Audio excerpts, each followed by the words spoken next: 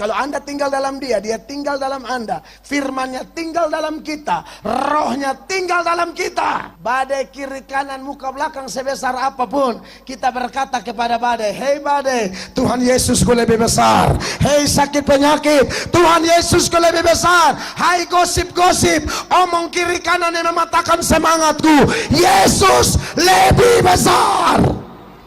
Sekalipun betul akan ada penganiayaan bla bla, tapi tidak akan memadamkan api kita. Tuhan mau iman kita tetap menyala, doa kita tambah kuat, pelayanan kita tambah kencang, penginjilan kita tambah luar biasa. Bahkan ada ayat mengatakan dalam Ibrani 10 ayat 25, jangan menjauhkan diri dari pertemuan-pertemuan ibadah yang dibiasakan oleh beberapa orang menjelang hari Tuhan yang mendekat. Mari kita saling menasihati dan semakin giat melakukannya menjelang kedatangan Tuhan.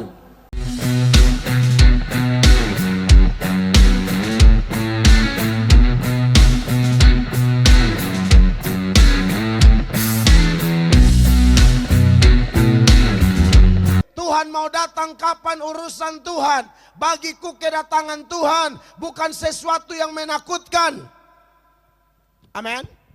Tapi kalau orang tidak dikuasai firman, tidak dipimpin Roh Kudus, ngomong tentang kedatangan Tuhan, ada satu istilah yang namanya eskatopobia.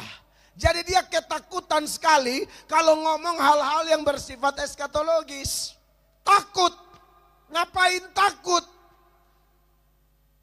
Kalau hidup benar, tidak seperti 5 gadis yang bodoh, yang acuh tak acuh, yang buang-buang waktu. Waktu yang ada dipakai hanya sebagai apa? Penonton, penilai, pengukur, hakim yang menghakimi orang. 5 gadis yang bijak tidak demikian. Mereka persiapkan diri baik-baik sehingga mempelai laki-laki datang. Pintu dibuka, mereka masuk. Tapi yang bodoh pergi cari sana sini untuk isi minyak dalam pelita. Datang, pintu sudah ditutup. One day the door to be closed. Suatu hari pintu akan ditutup. Jadi kalau pintu ada terbuka, hamba-hamba Tuhan berteriak, tolong respon segera. Amin, Bapak Ibu terkasih. Karena soal kedatangan Tuhan ini, kalau kita lihat di kitab terakhir, di kitab suci kita, di pasal terakhir, Wahyu 22 ayat 7, ayat 12, ayat 20 secara eksplisit di sana. Saudara lihat, di ayat 7 dikatakan apa? Sesungguhnya aku datang segera. Ayat 12 dia bilang apa? Sesungguhnya aku datang segera. Ayat 20 dia bilang hal yang senada. Ia yang memberi kesaksian tentang semuanya ini berfirman, ya aku datang segera. Saudara lihat di sana, Yesus bilang aku datang segera. Berapa kali? 3 kali. Bapak Ibu, jangankan Tuhan, Nabi, Rasul atau Rabi-Rabi waktu itu ngomong sesuatu diulang sampai 3 kali.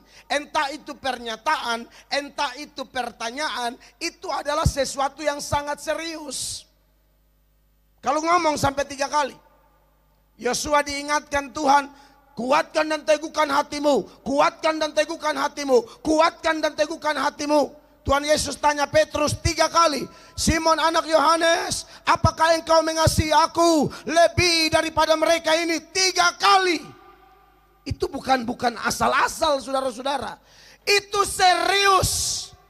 Berapa kali dalam Wahyu 22 tadi dia bilang aku datang segera 3 kali. Ini serius. Dia bilang apa? Segera. Kalau ngomong segera, sedangkan Wahyu itu kalau saudara belajar tahun penulisan kitab Wahyu, ketika Yohanes anak Zebedeus dia menulis Injil Yohanes, surat 1 Yohanes, 2 Yohanes, 3 Yohanes, ya.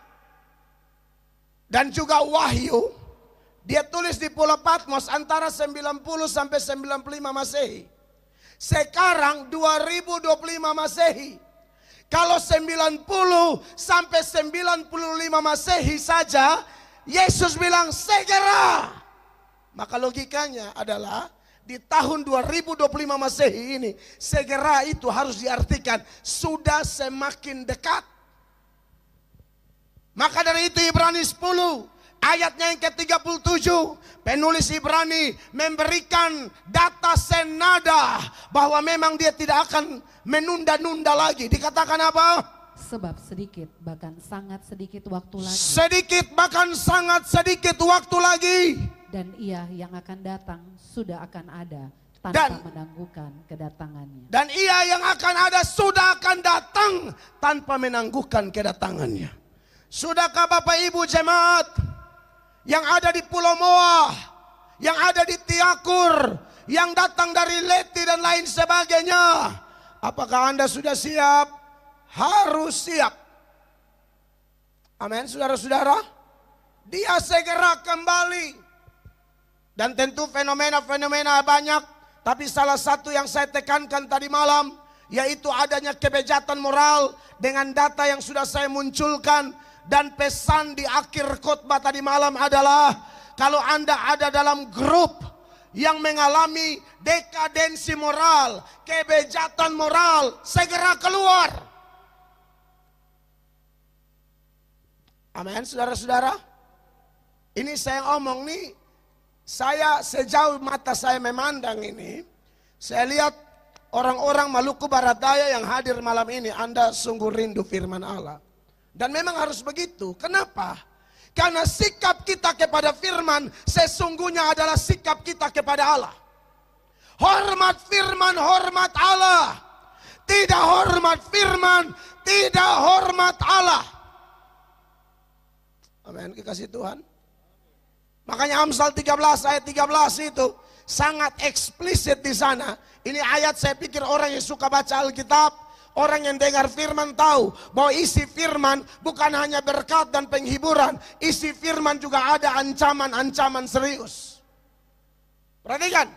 Siapa meremehkan firman, ia akan menanggung akibatnya. Amin. Tetapi siapa taat kepada perintah akan menerima balasan. Saya lihat kecenderungan manusia ini kadang-kadang tidak adil sama Tuhan. Tidak adilnya apa? Begini Bapak Mama. Mereka kalau ada masalah, kalau ada pergumulan, entah sakit penyakit kah, bisnis kah, usaha kah, pekerjaan kah, urusan jabatan, pangkat, kedudukan kah, ini maunya kalau berdoa, cari Tuhan, minta tolong Tuhan, hubungi pendeta A, B, C, D, tim doa A, B, C, D, maunya mereka satu kali doa, sorga langsung respon. Tapi celakanya begini. Mereka mau kalau panggil sorga, sorga respon. Sorga panggil mereka, lambat-lambat. Ini kurang ajar. Ini kurang ajar sekali, tidak adil. Ini siapa yang pencipta, siapa yang ciptaan.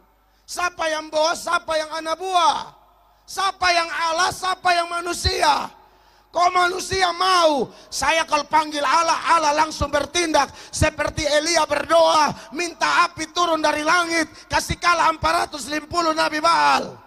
Iya, tapi belajar dari Elia dulu. Tuhan suruh dia langsung ikut. Bukan ulur-ulur waktu, bukan tunda-tunda, bukan hitung untung berapa, rugi berapa. Amin. Kadang-kadang manusia tidak fair sama Tuhan. Tidak adil sama Tuhan. Saya harap malam ini Bapak Mama yang ada di KKR malam kedua ini adalah tipe orang yang kalau Tuhan panggil tidak ada penundaan.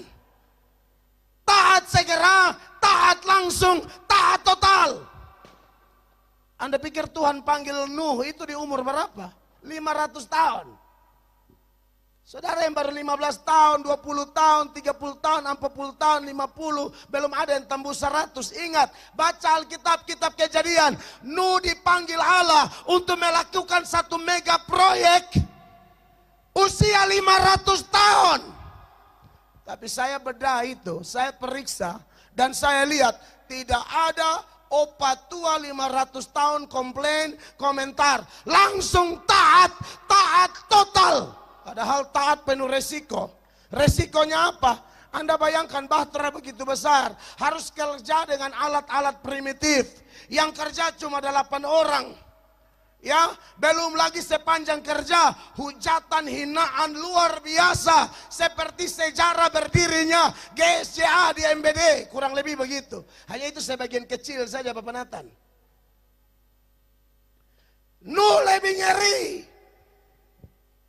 Satu dunia waktu itu mayoritas bejat. Tapi dengar, untuk urusan beginian, Allah tidak kenal istilah demokrasi. Biar yang lebih banyak menolak, Tuhan memilih sapu yang menolak, lalu kasih tinggal 8 orang saja. Saudara dengar baik. Andai kata ini malam cuma 5 atau 6 orang yang bertobat, 5 itu yang Tuhan selamatkan. Yang lain kalau tidak bertobat, Tuhan sapu Anda kasih rata. Amin. Allah yang kenal demokrasi apa? Tidak ada dia suara mayoritas. Itu politik. Tuhan Allah jangan. Urusan begini, mayoritas pun dia sapu kasih rata. Sodom dan Gomora sampai Abraham lobi-lobi. Kalau ada 50 bagaimana? Oh kalau ada 50 tidak. Turun. 10 pun tidak ada, cuma 4. Yang 4 ini juga istri mata duitan. Lot punya itu atau? Kan yang mau dimusnahkan tuh Sodom dan Gomora. Lot punya istri itu mati di luar Sodom. Yang mau ditunggang balikan tuh Sodom, Gomora, Seboim dan kota-kota sekitar itu. Tapi ini nona nih, tante satu nih, mati di luar Sodom. Belum anak 2 lagi hidup bergaul salah, jebak papanya, maka bersetubuh dengan anak-anaknya, lahirlah Moab dan Amon. Hitung-hitung cuma 1, Tuhan tidak ada kompromi. Langsung api hantam itu kota. Tidak main-main, makanya saya bilang, baca Alkitab, jangan hanya soroti, Tuhan punya kasih, Tuhan punya kasih, Tuhan punya kasih. Hello, kurang lengkap belajar firman. Siapa bilang? Pada Allah hanya ada kasih. Allah juga bisa murka. Makanya Nahum 1 ayat 3 bilang apa? Perhatikan. Nahum 1 ayat 3. Tuhan itu panjang sabar dan besar kuasa. Ya, tunggu dulu. Kita mau baca sampai sini saja kadang-kadang. Tuhan itu panjang sabar dan besar kuasa. Baca itu ayat, bukan titik lalu selesai, koma. Tetapi ia tidak sekali-kali membebaskan dari hukuman orang yang bersalah. Iya. Kadang-kadang orang ajar bodoh, sampai ajar satu doktrin sesat yang namanya hyper grace. Mengajarkan, menekankan kasih karunia berlebihan sampai membuang sifat-sifat lain yang ada pada Allah. Kalau Allah tuh hanya ada kasih, ngapain dia siap neraka? Itu tolong dipikirkan. Kalau neraka tidak ada, kita tidak usah bikin KKR. Ulang tahun GSCA kita bikin saja lomba sajojo atau menari tabola bale. Selesai. Kalau neraka tidak ada. Ya kita badisko saja di sini. Menari. Kayak orang gila di sini. Tapi masalahnya, sorga dan neraka ada. Grup domba ada, grup kambing ada. Ada orang sebelah kanan, ada sebelah kiri. Amin.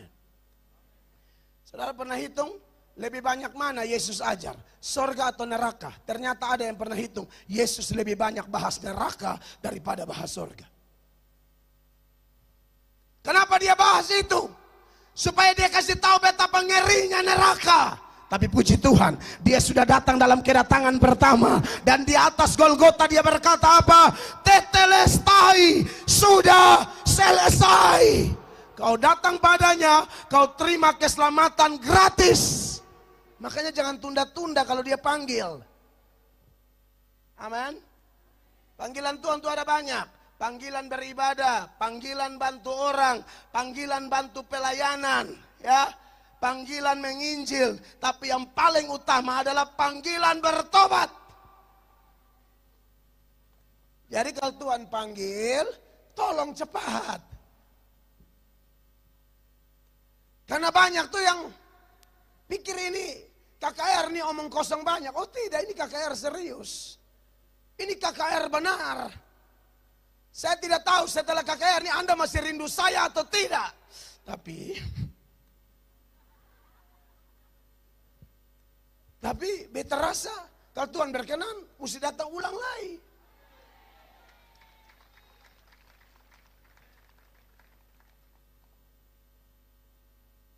Karena memang waktunya tidak banyak lagi, saudara-saudara.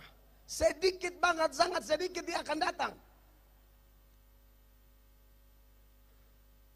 Dan orang yang menolak-nolak panggilan Allah, Anda tunggu bagian Anda.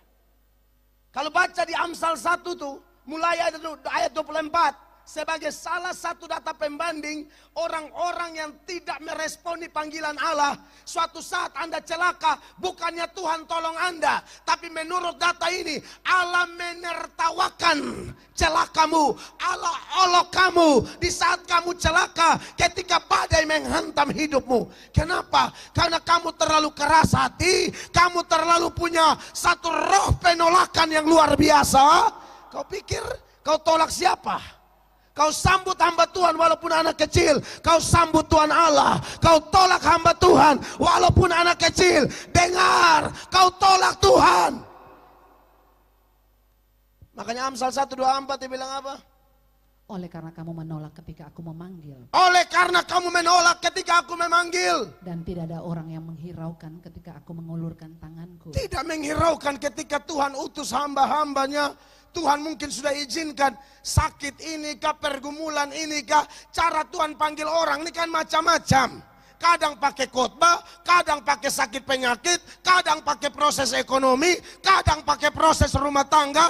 Tolong miliki kepekaan. Tuhan panggil Anda tuh. Apalagi? Bahkan kamu mengabaikan nasihatku dan kamu tidak mau menerima teguranku. Kepala batu sekali menurut ayat ini. Tapi kita lihat di sini kepala sembatu. Amin. Kalau sampai ada juga nanti kita lihat. Terus. Maka aku juga akan menertawakan celakamu. Tuhan yang bilang, beta cuma pendeta yang jago copy paste ayat. Beta bukan beta pun suara ini. Khotbah, bagi saya khotbah itu beritakan firman. Makanya jangan aneh kalau Anda dengar pendeta nama Mel Atok berkhotbah, pasti dipenuhi firman. Karena khotbah ini beritakan firman, bukan beritakan saya pun nenek moyang dari NTT.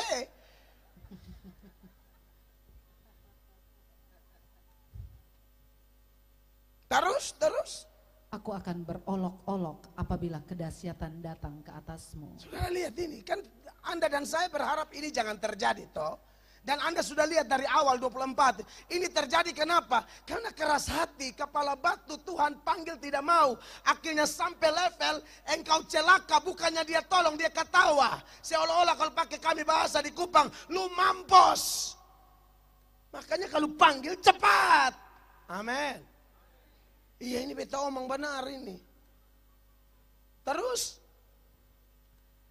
Apabila kedahsyatan datang ke atasmu seperti badai, dan celaka melanda kamu seperti angin puyuh. Iya. Apabila kesukaran dan kecemasan datang menimpa kamu. Anda lihat itu. Terus Tuhan bilang apa? Pada waktu itu mereka akan berseru kepadaku. Berteriak, berdoa, tolong. Tapi Tuhan bilang apa? Tetapi tidak akan kujawab. Tidak akan kujawab. Lu baterai sampai urat leher putus. Tidak ada urusan. Mereka akan bertekun mencari aku, tetapi tidak akan menemukan aku. Nah, ngeri kalau kebenaran model begini terjadi Bapak Ibu. Ya syukur-syukur kalau yang terjadi bukan begini. Tapi dengan adanya ayat-ayat ini artinya dia masih bisa melakukan yang model begini. Seperti 5 gadis tadi, dia tutup pintu. Dia bilang, saya tidak kenal kau, pintu sudah tutup, tidak akan buka lagi. Kalau dia masih buka pintu, tidak ada yang bisa tutup. Jadi cepat datang. Kalau dia sudah tutup, kau berteriak sampai hela step, tidak akan Tuhan buka. Maka dari itu, Bapak Ibu terkasih, saya berharap bahwa kalau ada kita yang sekiranya, saya tambahkan pertegas, lanjutan khotbah malam pertama, kalau Anda ada di grup bejat moral, ikut arus dunia yang tambah hari tambah jahat, tambah melawan firman, tapi ternyata melalui KKR ini ada firman yang terang benderang datang mengetuk pintu hatimu. Jangan keraskan hatimu. Jangan. Kami tidak ada keuntungan apa-apa di sini. Kami juga tahu kami tidak bisa mempertobatkan orang. Kami hanya juru bicara Allah. Dan kami yakin iman bertumbuh dari pendengaran akan firman Tuhan. Sebab begini Bapak Ibu terkasih, ada lagi satu manifestasi dari murka Allah yang perlu Bapak Ibu tahu. Memang ada kadang-kadang orang-orang tertentu yang Tuhan panggil, lalu keras hati, keras kepala, ya, tegar tengkuk, iya kan? Dan akhirnya satu manifestasi Tuhan itu, ya, yang perlu kita ketahui selain beberapa manifestasi. Kan ada orang yang karena kepala angin, karena dosa-dosa yang dia pegang kuat-kuat, akhirnya Allah izinkan dia sakit. Itu ada. Itu di Mazmur 107 ayat 17. Itu ayat secara eksplisit memberi informasi ini. Ya, perhatikan. Ada orang-orang menjadi sakit oleh karena kelakuan mereka yang berdosa. Iya, jadi kalau saudara sakit, cek dulu. Jangan sampai ada dosa tertentu kah yang sudah simpan bertahun-tahun. Istri tidak tahu, suami tidak tahu, orang tua tidak tahu, pendeta tidak tahu. Atau justru pendeta yang bikin dosa, jemaat tidak tahu. Oh bisa toh, pendeta kan bukan malaikat. Kalau ada yang model begitu, tolong kasih beres dulu. Alkitab bilang bukan telinga Tuhan kurang tajam untuk mendengar. Bukan tangan Tuhan kurang panjang untuk menolong. Tapi dosa menjadi pemisah. Jadi kalau lihat ini Mazmur 107 ayat 17. Ada orang-orang menjadi sakit gara-gara dosa. Ya, lalu sudah sengsara setengah mati. Dulu belum kena teguran melalui sakit penyakit. Aduh, karena pegang duit mau makan apa saja ada. Sekarang sudah susah. Ya, mau makan pun susah. Buka kulkas makanan penuh tapi selera sudah tidak ada. 18. Mereka muak terhadap segala makanan dan mereka sudah sampai pada pintu gerbang maut.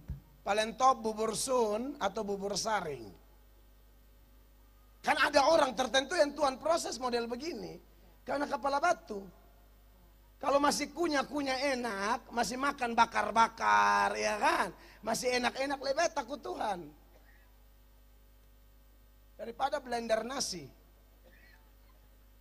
Ini sudah tidak suka makan apa-apa lagi.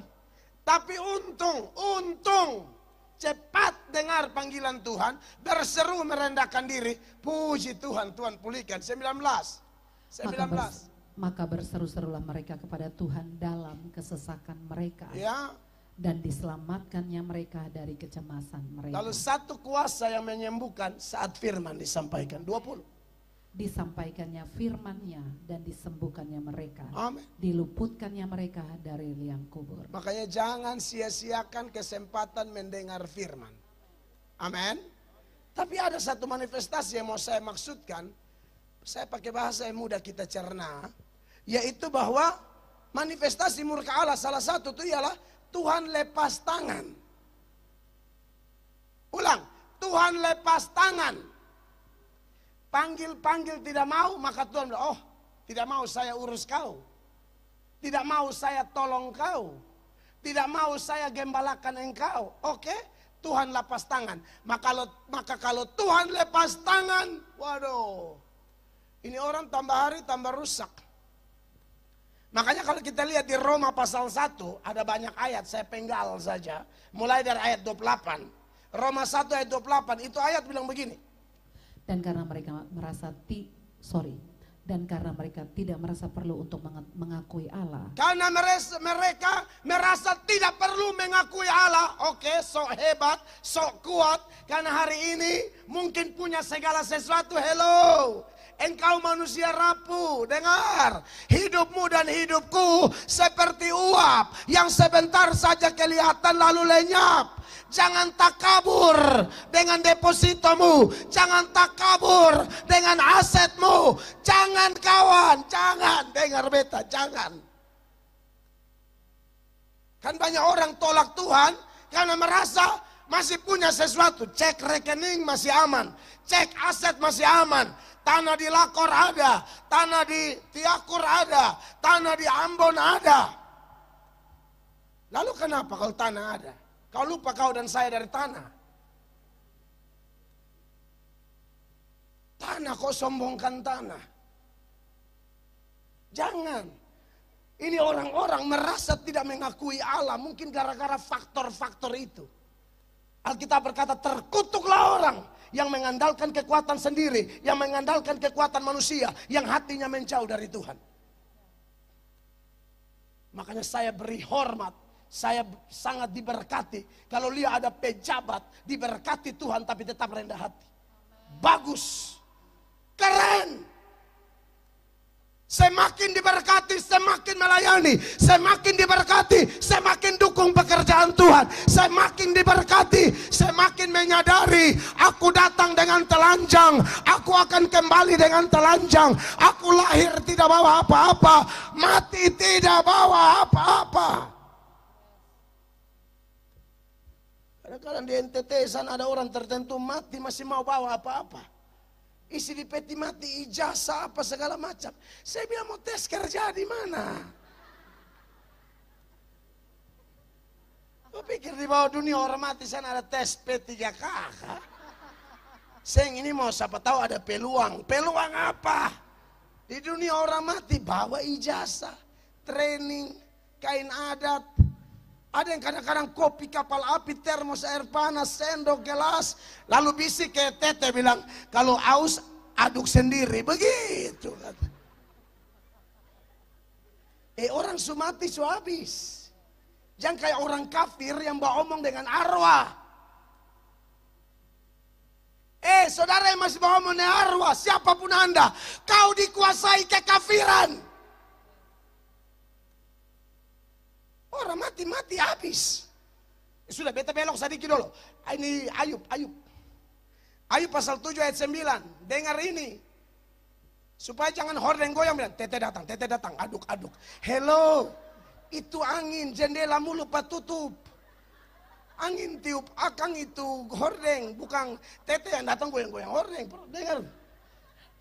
Perhatikan.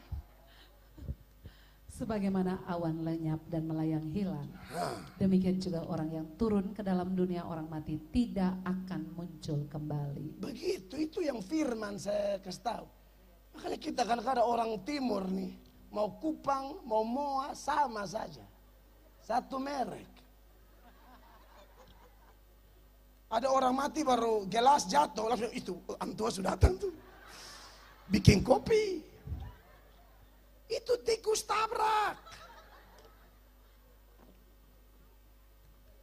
Ada sekali. Dulu kita semua begitu. Saya ini juga untung belajar pelan-pelan, dibaharui oleh firman. Dulu paling percaya. Mama saya nih, memang mama saya nih, aduh kacau betul. Bawa saya ke kuburan oma saya tuh perokok keras. Kuburan posisi di atas gunung. Jepit rokok itu, pakai itu kayu. Bakar kasih lagi. Ya namanya angin tiup, rokok tambah habis toh. Mama balik saya bilang begini, oma masih kuat tarik, bayangkan. Ini kan kerja gila. Nanti Super Toba bilang, mama saya ingat dulu tuh bukan oma yang tarik itu.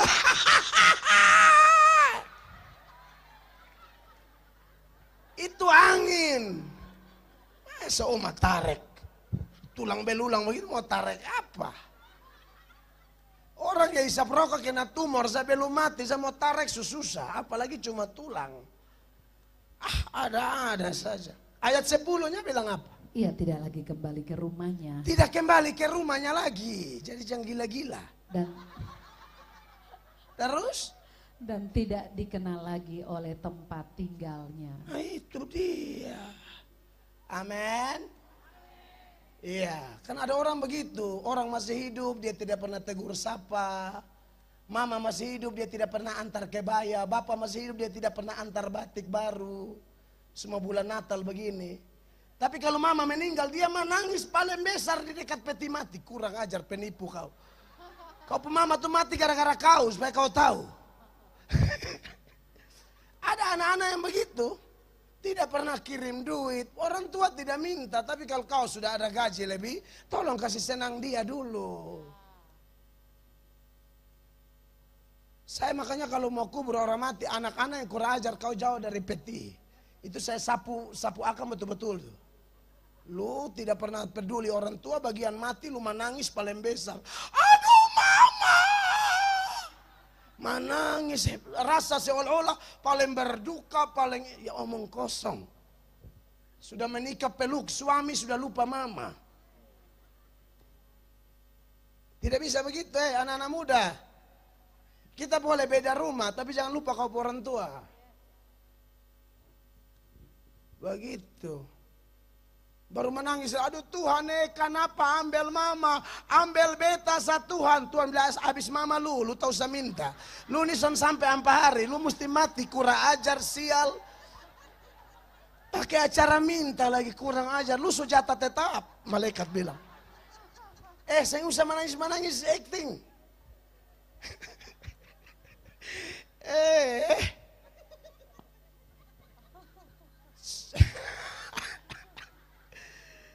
Amin.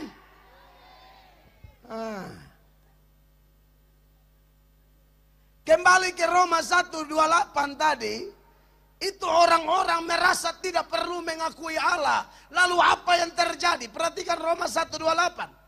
Maka Allah menyerahkan mereka kepada pikiran-pikiran yang terkutuk. Garis bawahi kalimat, maka Allah menyerahkan. Itu pengertiannya sama dengan Allah lepas tangan. Lu yang mau beta urus lu, lepas. Maka Anda kalau Allah lepas tangan, salah satu tandanya ini saudara-saudara. Hidup kita akan tambah jahat. Dosa yang ada pada kita akan beranak cucu dosa dan lebih parah, lebih parah, lebih parah. Coba saudara lihat ayat selanjutnya. Sehingga mereka melakukan apa yang tidak pantas. Apa itu? Penuh dengan rupa-rupa kelaliman, kejahatan, keserakahan, dan kebusukan. Penuh dengan dengki, pembunuhan, perselisihan, tipu muslihat, dan kefasikan. Terus?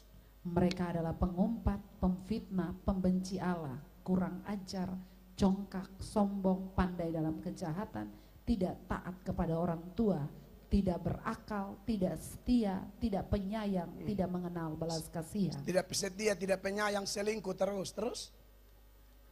Sebab walaupun mereka mengetahui tuntutan-tuntutan hukum Allah, yaitu bahwa setiap orang yang melakukan hal-hal demikian patut dihukum mati. Mereka bukan saja melakukannya sendiri, tetapi mereka juga setuju dengan mereka yang melakukannya. Itu dimulai dari apa? Tolak panggilan Allah, merasa tidak membutuhkan Allah, akhirnya Allah lepas tangan, hidupnya tambah hari tambah jahat. Makanya Anda lihat, kalau orang-orang yang kita ajak, dia tolak, hidupnya pasti tambah rusak. Tambah rusak, dia mau acting kayak apapun tidak bisa. Tuhan lihat sampai kedalaman hati. Maka diberkatilah Anda yang meresponi Tuhan. Amin, saudara-saudara. Nah, fenomena lain yang perlu saya tambahkan malam ini, berkaitan dengan menjelang kedatangan Tuhan yang segera di depan kita. Karena ini berkaitan dengan zaman yang sedang kita jalani. Selain kebejatan moral yang gila-gilaan, akan muncul yang namanya nabi-nabi palsu. Nabi palsu itu dari zaman Israel sudah muncul. Dan Petrus bilang akan muncul lebih lagi di zaman kita ini. Coba perhatikan 2 Petrus pasal 1, mulai ayat 1. 2 Petrus 2 ayat 1 maksud saya. Sebagaimana nabi-nabi palsu dahulu tampil di tengah-tengah umat Allah. Maksudnya zaman Israel dulu. Demikian pula di antara kamu akan ada guru-guru palsu. Ya, ini ngeri-ngeri sedap ini. Ini fenomena menuju kiamat. Ini akan semakin meningkat juga. Bukan cuman kebejatan moral yang semakin meningkat, penyesatan akan semakin meningkat. Ya, terus mereka akan memasukkan pengajaran-pengajaran sesat yang membinasakan. Ya. Bahkan mereka akan menyangkal penguasa yang telah menebus mereka. Dan dengan jalan demikian segera mendatangkan kebinasaan atas diri mereka. Iya, jadi mereka akan memasukkan ajaran-ajaran yang menyesatkan. Saya lihat respon tadi dalam seminar kami di sini. Anak-anak muda luar biasa. Ada dari GPM, ada dari GSJA, ada dari gereja lain.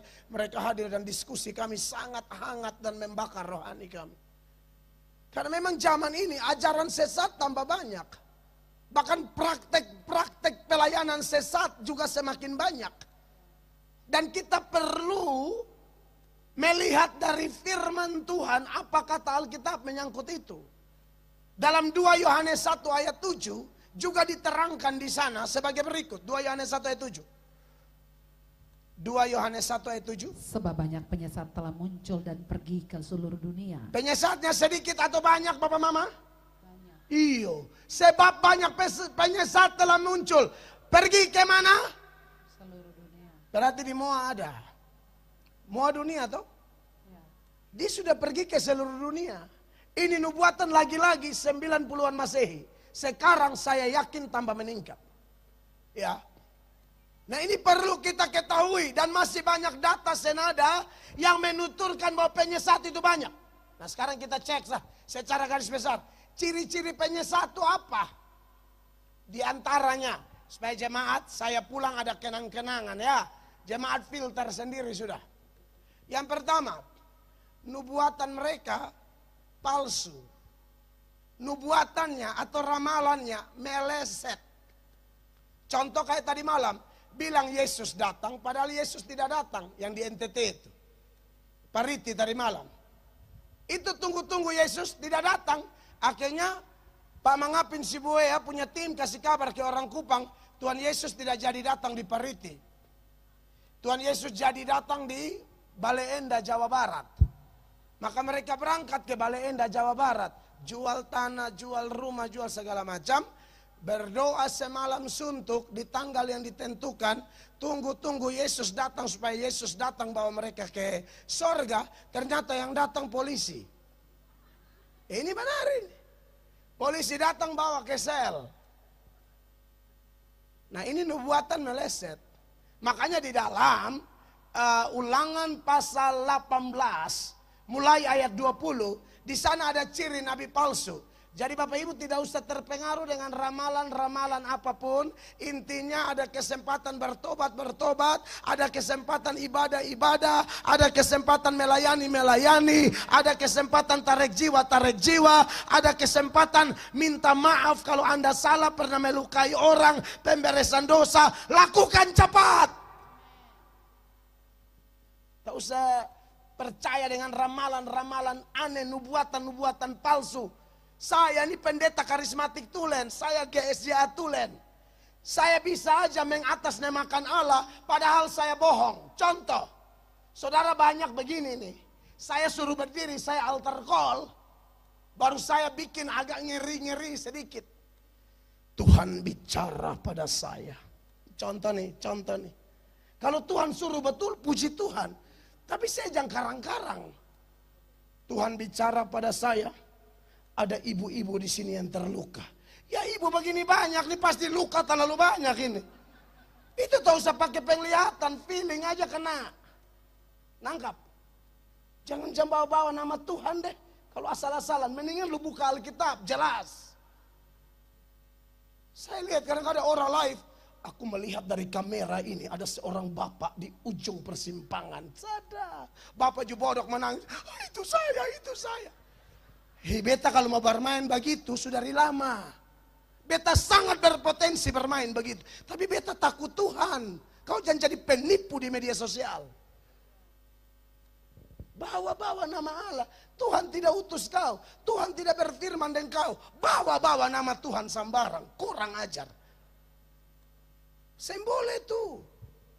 Coba ke ini ulangan yang tadi. 18 ayat 20. Ini contoh nabi-nabi. Hamba Tuhan paksa diri. Tuhan tidak utus bawa-bawa nama Tuhan. Tuhan bicara. Kalau Tuhan bicara betul tidak apa-apa.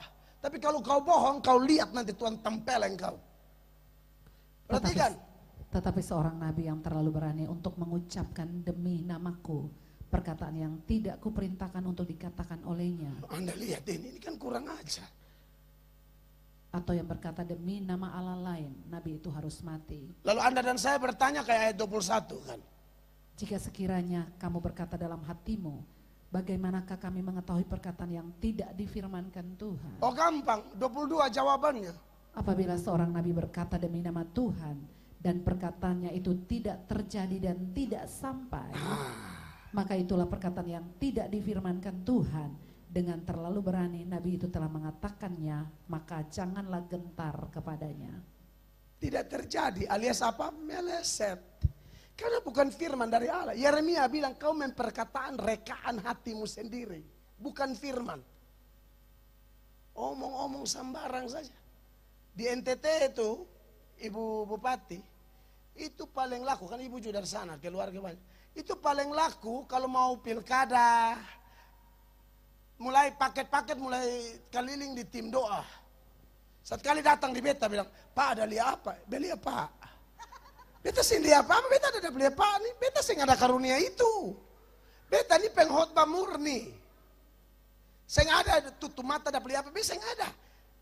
Bukan berarti Tuhan tidak bisa kasih ya, tapi urusan apa? Tuhan bukan Tuhan yang tidak ada kerjaan kok. Tiap hari kasih penglihatan, tiap hari kasih penglihatan. Tuhan kayak tidak ada harga, kayak remeh sekali. Mau ketemu Pak Bupati, kita harus atur beliau punya jadwal. Pak Wakil kita harus atur beliau punya jadwal. Ini enak-enak sah, gampang. Sorga itu beta cuma klik. Wih, sadis. Kadang-kadang yang begini-begini, tapi ada loh pengikut-pengikut minta maaf. Saya harus omong kasar, goblok. Dan akhirnya ikut yang beginian nih. Tidak bisa filter, mana yang palsu, mana yang benar. Seenak-enaknya saja. Bawa-bawa nama Allah. Kayak tadi malam tuh yang gelas dengan jeruk gitu. Tadi malam ada dengar kok gelas dengan jeruk yang kurang vitamin C itu. Nah, itu tuh model-model begitu tuh.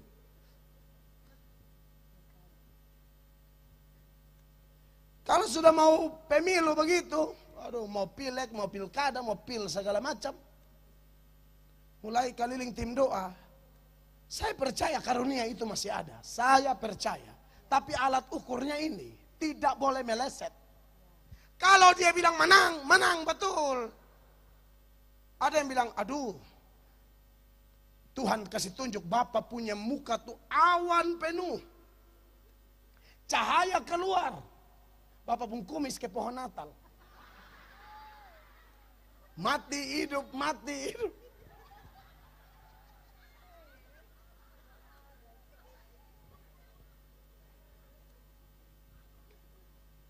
Satu anggota DPR gagal di NTT sana. Padahal jujur aja beta sudah ajar sampai rasa-rasa beta ular leher ini mau putus. Tapi tetap pergi, lalu pergi, ini tim doa-doa bilang sudah Tuhan suka setuju Bapak pakai dasi. Jas dan dasi. Akhirnya beliau kalah. Ternyata itu tim doa sudah bilang pakai jas dengan dasi itu arah-arahnya adalah nanti dilantik. Saya bilang kan tidak semua yang pakai jas dan dasi itu DPR. Bisa saja Bapak saksi. Betul toh. Kan Bapak saksi harus pakai jas. Akhirnya betul dia tidak lulus DPR tapi dia akhirnya jadi Bapak saksi. Nah berarti aduh, kenapa harus jas dan dasi? Langsung larinya DPR. Bisa saja tim multilevel MLM kan pakai dasi juga. Kan mau tipu orang ini kan harus rapi. Susah juga. Jadi Bapak Ibu terkasih itu ciri penyesat. Tapi ada lagi, ini ada hati-hati nih. Dia omong terjadi. Tetapi setelah itu dia giring kita pelan-pelan tinggalkan Tuhan. Ini juga nabi palsu. Dia bilang mujizat jadi. Kalau yang tadi omong meleset. Tapi ada dia omong terjadi. Tapi setelah itu dia giring pelan-pelan kita menjauh dari Tuhan Yesus. Nah Tuhan Yesus juga Bapa di sorga dan Roh Kudus kadang-kadang izinkan nabi palsu model ini ada di sekitar kita. Tujuannya apa? Mau tes kita, mau uji kita seberapa kuat kita memegang iman kita dan firman yang sudah diajarkan. Saya buktikan Ulangan 13 mulai ayat 1. Ulangan 13 mulai ayat 1. Nabi atau pemimpi itu haruslah dihukum mati. Apabila di tengah-tengahmu muncul seorang nabi atau seorang pemimpi dan ia memberitahukan kepadamu suatu tanda atau mujizat.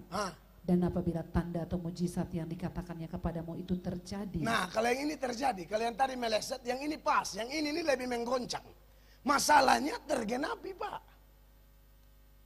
Lalu dilanjutkan. Dan ia membujuk, mari kita mengikuti Allah lain Hati-hati. yang tidak kau kenal. Terus? Dan mari kita berbakti kepadanya. Lanjut. Maka janganlah engkau mendengarkan perkataan nabi atau pemimpi itu, sebab Tuhan Allahmu mencoba kamu Ya. untuk mengetahui apakah kamu sungguh-sungguh mengasihi Tuhan Allahmu dengan segenap hatimu dan dengan segenap jiwamu. Jadi yang pertama nubuatnya meleset, itu kita tolak. Tapi yang kedua nih hati-hati. Dia omong terjadi. Tetapi nanti dia namanya iblis ini kan bapak segala pendusta. Jadi anak-anaknya, alat-alatnya pasti pendusta kelas kakap. Sekalipun ada mujizat-mujizat palsu kayak begini. Saudara, ini bukan mujizat asli. Ini mujizat palsu tapi juga spektakuler. Dan bisa mempengaruhi orang. Saya buktikan dengan data pembandingnya. Dalam 2 Tesalonika 2 mulai ayat 9. 2 Tesalonika 2 ayat 9 menerangkan tentang adanya pekerjaan iblis dan akan ada tanda-tanda heran dan mujizat-mujizat palsu. Perhatikan.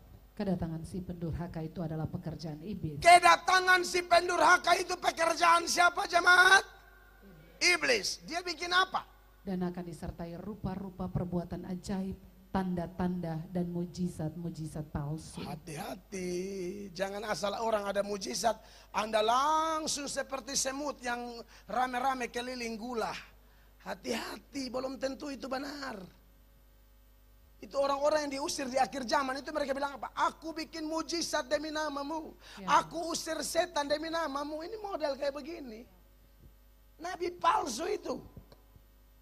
Makanya hati-hati Bapak Ibu ya.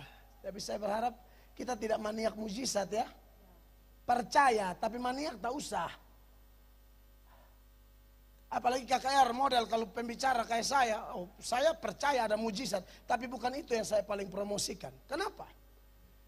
Karena mujizat saudara-saudara, kalau omong tentang mujizat, bangsa yang paling mengalami mujizat secara spektakuler di bawah kolong langit ini bangsa apa? Israel. 10 tulah di Mesir itu mujizat. Tahu definisi mujizat Bapak Mama? Mujizat itu artinya sesuatu yang tidak alamiah. Kalau masuk air lalu tenggelam itu alamiah. Tapi kalau Anda bisa jalan di atas air, nah itu mujizat. Kadang-kadang ada orang-orang yang lata semua hal mujizat. Bersaksi di gereja, di doa puasa, di persekutuan doa. Saya bersyukur hari ini saya bisa naik ojek, ini sebuah mujizat. Mujizat apa naik ojek? Itu normal-normal aja kok. Istilah mujizat itu sesuatu yang tidak alamiah, spektakuler, suprarasional. Itu mujizat. Secara hukum gravitasi, kalau kita lompat ada gaya tarik bumi kita kembali. Kalau Henok dan Elia naik tidak kembali-kembali sampai ini hari, itu mujizat. Jadi mesti tahu istilah mujizat, jangan apa-apa mujizat. Hari ini saya bisa makan kue 2 potong, itu mujizat. Mujizat apa itu? Itu berkat. Boleh istilahnya berkat, cukup. Kadang-kadang suka bikin lebih-lebih. Ini makanya kenapa perlu ada tanya jawab tuh begitu. Supaya kita pahamnya bagus gitu ya. Nah, saudara yang diberkati oleh Tuhan Yesus Kristus. Tadi sudah sampai mana kok lari ke mujizat ini? Kedatangan si pendurhaka. Ada mujizat-mujizat palsu. Dan di Israel itu mujizat. Tiba-tiba sungai Nil jadi darah, itu mujizat. 10 tulah sampai kematian anak sulung sekaligus, itu mujizat. Itu tidak normal itu. Kalau satu orang meninggal satu ya normal lah. Ini satu kampung mati semua. Itu normal. Itu mujizat. Sesuatu yang itu pasti ada tangan ilahi yang kuat. Apalagi laut Kulsum terbelah bagi 2, mujizat. Tiang awan, tiang api, mujizat. Roti turun dari sorga, mujizat. Amin. Mujizat-mujizat peperangan. Tapi apakah mujizat membuat bangsa itu bertobat? Tidak. Itu yang lihat mujizat semua, itu yang Tuhan kasih mati di padang gurun. Sudah lihat mujizat tapi kurang ajar. Saya tunjukkan ini ayat. Di dalam Keluaran 17 ayat 7. Sekalipun mereka sudah lihat mujizat begitu banyak, tapi tidak bertobat. Bahkan mempertanyakan kehadiran Allah di Masa dan di Meribah. Perhatikan. Dinamai tempat itu Masa dan Meribah Ya. oleh karena orang Israel telah bertengkar dan oleh karena mereka telah mencobai Tuhan dengan mengatakan, adakah Tuhan di tengah-tengah kita atau tidak? Anda bayangkan ini kurang ajar sekali. Kau sudah lihat 10 tula. Kematian anak sulung orang Mesir punya anak dan hewan mati semua. Firaun punya anak juga mati. Hanya anak-anak sulungmu yang hidup. Hanya gara-gara air minum. Mereka tanya, adakah Allah di tengah-tengah kita atau tidak? Kurang ajar kau. Kalau saya yang Tuhan Allah pas saya cekik kasih mati juga. Kau sudah terima begitu banyak. Hanya proses sedikit kau tanya, Tuhan di mana? Kurang ajar kamu. Sorry to say. Tuhan kan tidak selalu kasih mujizat-mujizat. Kadang-kadang dia mau latih kita dewasa. Amin. Makanya Tuhan Yesus juga bikin mujizat kiri kanan. Tapi orang yang datang itu saya tanya dulu. Mereka yang sudah lihat mujizat. Ribuan orang, berapa banyak yang bela dia di Golgota? Tidak ada, lari semua. Padahal lihat mujizat.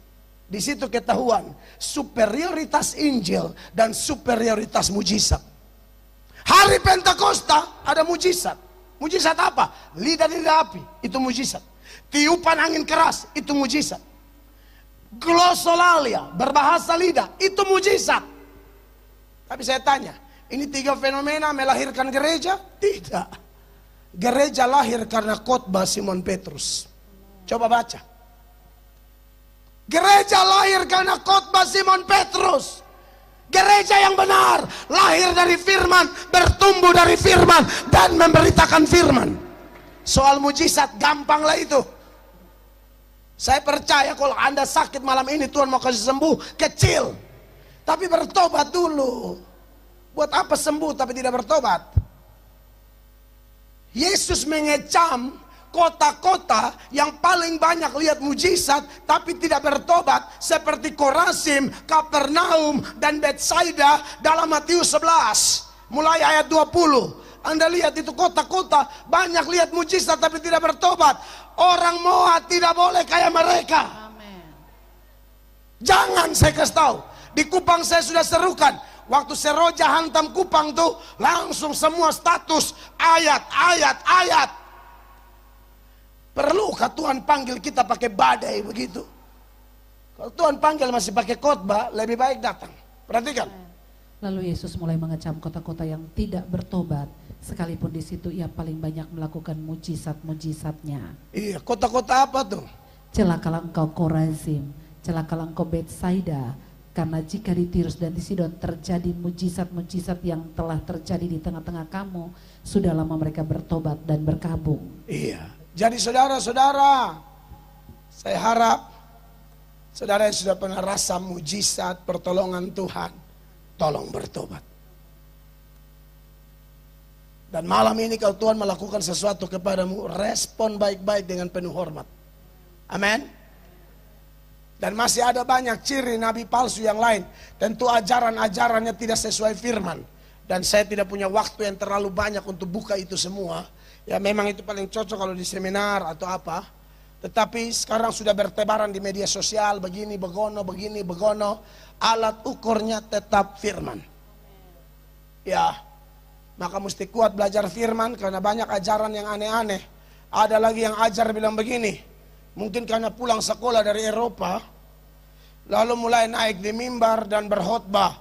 Bapak Ibu terkasih, Yesus adalah salah satu jalan.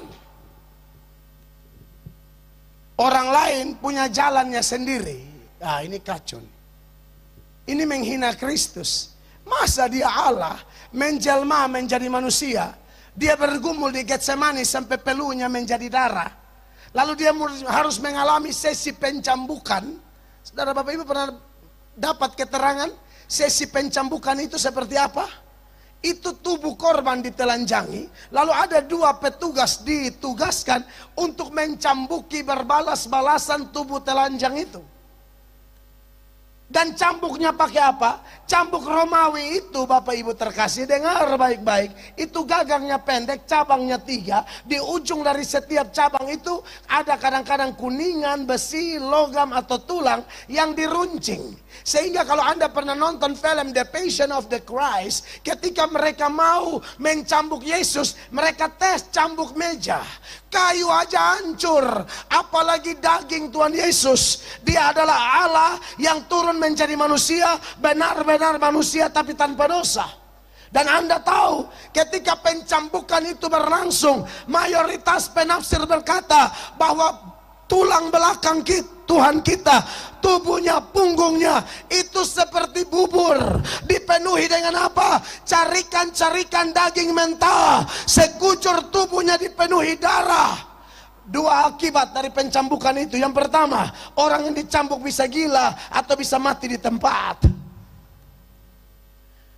Dalam keadaan carikan-carikan daging mentah, lalu sudah seperti bubur itu, dia harus pikul salib, melewati jalan bernama Via Dolorosa yang jaraknya 1 kilometer. Anda punya luka, tergesek sedikit saja sakit. Di tubuh Yesus yang terluka itu, dia pikul salib demi engkau dan saya. Dia bukan salah satu jalan, dia satu-satunya jalan. Ajaran yang mengatakan Yesus salah satu jalan adalah penghinaan terhadap pengorbanan Yesus, penghinaan terhadap penderitaan Yesus yang begitu hebat. Tidak mungkin dia datang menderita hanya untuk jadi salah satu jalan. Dia datang menderita karena dialah satu-satunya jalan, the one and only way. Dia pikul salib 1 kilometer. Kemarin saya di Israel, saya dan rombongan pikul salib 2 minggu lalu, mungkin saya di Israel, di Via Dolorosa itu. Saya coba ikut prosesi pikul salib. Saya dan ibu gembala baru pikul, jemaat sudah menangis. Karena mereka bilang apa? Baru gembala sidang yang pikul salib kami menangis. Apalagi waktu itu Yesus Kristus. Karena lebih ngeri, lebih ngeri. Tujuan Via Dolorosa, jalan salib itu 1 kilo supaya apa? Yang pertama, memberi efek jerah, supaya orang jangan melakukan kesalahan yang sama. Karena Yesus waktu itu dituduh penghujat lah, bla bla lah. Dan yang kedua adalah, siapa tahu sepanjang 1 kilo itu ada orang-orang yang pernah merasakan pertolongannya mau hambat dan bela, lalu mulai demo, kami kenal orang ini tidak salah. Tapi apakah itu ada? Tidak ada. Lalu kaki dan tangannya dipaku. Sebelum salib itu dimasukkan, seperti ada lubang mal tempat salib dimasukkan, salib dibanting-banting sebagai tontonan. Tuhan kita benar-benar menderita. Tidak mungkin dia salah satu jalan, dia satu-satunya jalan.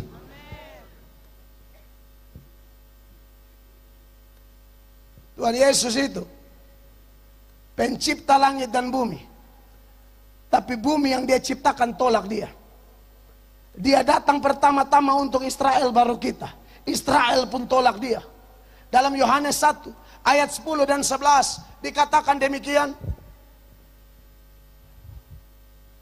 Yohanes 1 ayat 10. Ia telah ada di dalam dunia dan dunia dijadikan olehnya. Dunia dia yang jadikan, Tetapi dunia tidak mengenalnya. dunia tidak meresponi dia. 11. Ia datang kepada milik kepunyaannya, tetapi orang-orang kepunyaannya itu tidak menerimanya. Bapak mama dengar. Dia datang pada dunia-dunia yang dia cipta, dunia tolak dia. Dia datang pada Israel, bangsa pilihan Allah, bangsanya tolak dia. Dia pernah pergi ke Nazaret, kampungnya Nazaret tolak dia. Bahkan dia pun tertolak dalam keluarga, supaya Anda tahu. Dia tertolak dalam keluarga. Keluarganya pernah menganggap dia gila, tidak waras. Mereka tolak dia. Di dalam Yohanes pasal 7 ayat 5 eksplisit di sana dikatakan bahwa saudara-saudaranya tidak percaya kepada dia. Sebab saudara-saudaranya sendiri pun tidak percaya kepadanya. Iya, saudara-saudaranya sendiri pun tidak percaya kepadanya. Murid-murid lari tinggalkan dia semua. Tapi masih ada Bapa, betul? Tapi Anda tahu, Bapa juga tinggalkan dia. Apa perkataan keempat di salib? Eli, Eli, lama sabatani. Alaku, alaku, mengapa engkau meninggalkan aku? Dunia tolak dia. Israel tolak dia, Nazaret tolak dia, keluarga tolak dia. Murid-murid tinggalkan dia. Orang-orang yang pernah dia tolong tidak ada bantu dia. Bapak juga tinggalkan dia. Karena dia ambil alih dosa kita. Bapak tidak bisa lihat dosa. Yesus benar-benar sendiri dalam penderitaan. Untuk siapa? Untuk siapa orang Moab? Untuk kita. Supaya apa? Ketika engkau terima dia, engkau tidak pernah sendiri lagi. Dia di pihakmu. Dia beserta dengan engkau. Dia penolongmu satu-satunya. Maka celakalah engkau yang menolak dia, tapi diberkatilah engkau yang menerima dia. Sekalipun ada fenomena berikut, kalau kita terima dia, dunia benci kita, nggak ada masalah. Tidak ada masalah. Betul dunia benci kita, tapi satu kali dia pegang hidup kita, tidak ada satu setan dua binatang, atau dua setan satu binatang yang bisa rampas kita. Saudara dengar itu. Maka diberkatilah Anda yang menerima Yesus. Yesus berkata di dalam Yohanes 15 ayatnya yang ke-18, di situ dia bilang, kalau dunia membenci kamu, ingatlah dunia lebih dahulu membenci aku daripada kamu. Jikalau dunia membenci kamu, ingatlah bahwa ia telah lebih dahulu membenci aku daripada kamu. Iya, jadi jangan kaget. Karena ikut Tuhan itu harus pikul salib. Amin. Tahu definisi pikul salib Bapak Mama? Menderita karena cinta Tuhan, itu salib. Menderita karena taat Tuhan, itu salib. Menderita karena Injil, itu salib. Seperti sejarah berdirinya gereja, itu salib. Kalau minum mabuk baru jatuh motor, kepala terbang semua, itu bukan salib. Kau memang menyalahgunakan kebebasanmu. Selingkuh kiri kanan, overdosis obat kuat, serangan jantung, itu bukan salib. Karena banyak opa-opa meninggal di tanpa prostitusi. Bilang telur madu dengan obat apa, mati. Tua-tua pakai acara selingkuh lagi, bersina, minum obat kuat, mati. Menderita karena kebenaran. Amin. Makanya saya dengar sejarah hamba-hamba Tuhan melayani, itu salib. Ibu-ibu menginjil lalu kena tempeleng, itu salib bu. Tapi kalau ibu ganggu orang Pulaki lalu keluarganya datang pakai hak 10 senti hantam kau di kepala sampai bocor darah, memang kau harus kena hantam ibu. Karena apa orang Pulaki su tidur lu SMS dengan jam 2 pagi, beta rindu saya pun kumis, darah Yesus berkuasa. Lu pikir itu kumis pagar kantor bupati kah?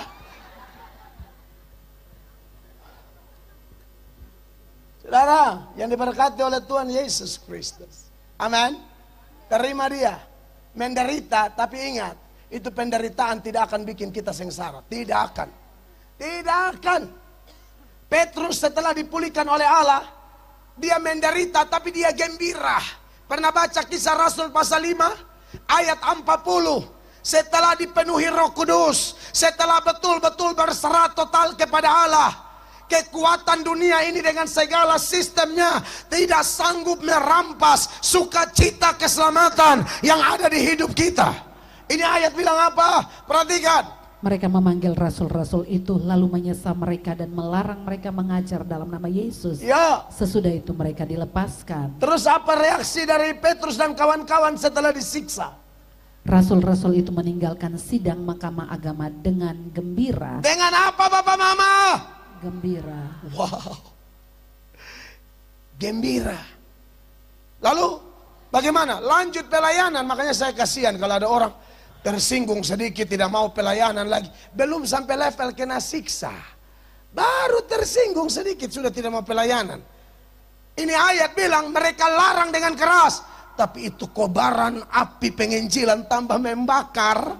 Dan di ayat selanjutnya dikatakan apa? Mereka lanjut terus. Dan setiap hari mereka melanjutkan pengajaran mereka di bait Allah dan di rumah-rumah orang. Dan memberitakan Injil tentang Yesus yang adalah Mesias. Amin. Menyala abangku. Oh iya dong.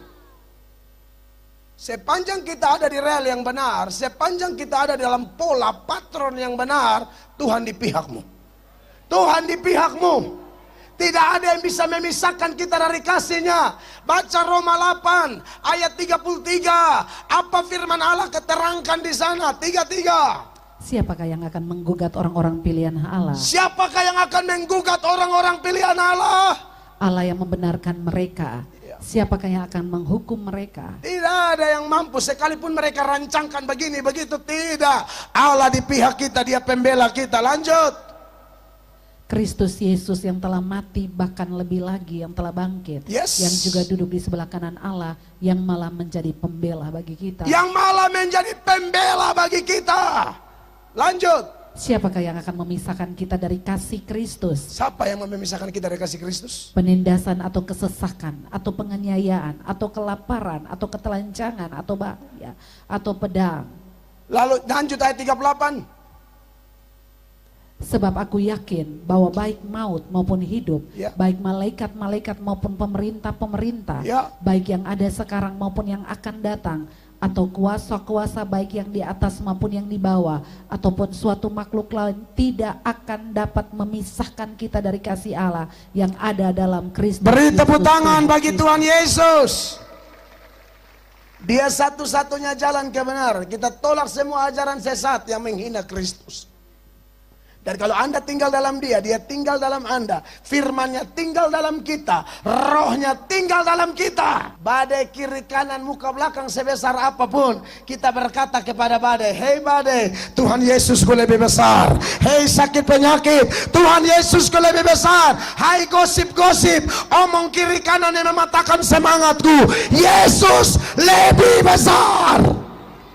Sekalipun betul akan ada penganiayaan bla bla, tapi tidak akan memadamkan api kita. Tuhan mau iman kita tetap menyala, doa kita tambah kuat, pelayanan kita tambah kencang, penginjilan kita tambah luar biasa. Bahkan ada ayat mengatakan dalam Ibrani 10 ayat 25, jangan menjauhkan diri dari pertemuan-pertemuan ibadah yang dibiasakan oleh beberapa orang menjelang hari Tuhan yang mendekat. Mari kita saling menasihati dan semakin giat melakukannya menjelang kedatangan Tuhan. Saya akan selesai. Tapi saya rindu benih firman Allah ini membuat kita semua yang hadir, sejauh suara ini dapat didengar, iman kita tetap kokoh, kekudusan kita tetap luar biasa, kita siap tampil beda jadi berkat, kita tidak kompromi dosa. Bagi kita sekali Yesus tetap Yesus, sekali bertobat tetap bertobat, sekali maju tidak ada kata untuk balik ke belakang, tidak akan mundur lagi. Dan bersama Yesus kita cakap melakukan perkara-perkara besar. Tepuk tangan yang meriah bagi Tuhan Yesus. Mari kita berdiri jemaat terkasih.